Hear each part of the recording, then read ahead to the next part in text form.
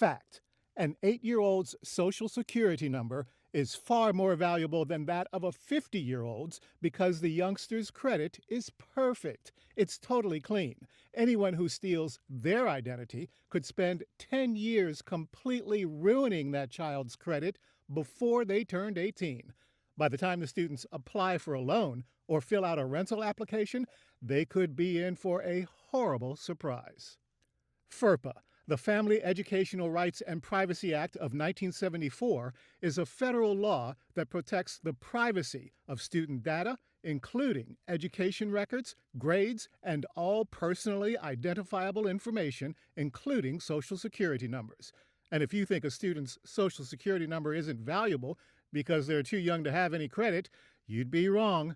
While protecting personally identifiable information is extremely important, it's equally important to know exactly what data falls under the PII category. Social Security numbers, passport, driver's license, and credit card numbers are certainly PII, as are bank account numbers and routing numbers. But the list doesn't stop there. PII is any data that could potentially be used to identify a specific person.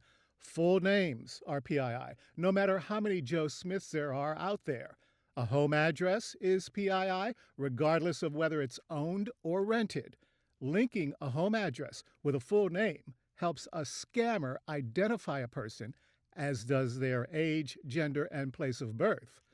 FERPA was created to protect this student data, which also includes the schools attended, courses taken, disciplinary notes, attendance records, and photos of students.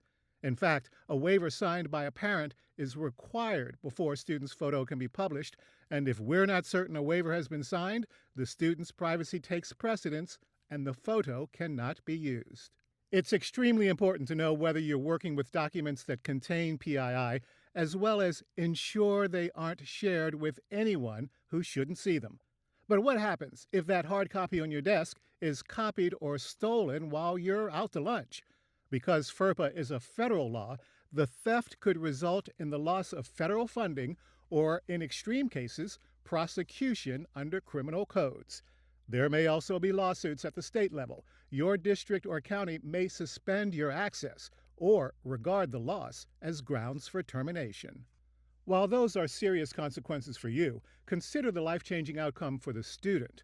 Part of our job is to protect their information, whether it's online or on our desks. So it's important to remember what constitutes a student's PII. Everything on this list, from credit card numbers to attendance records, is personally identifiable information. Protect your students by knowing which documents contain PII and by making sure they are only shared with those whose job requires it. And as for those hard copies in your workspace, lock them in your desk. Secure those documents before you walk away.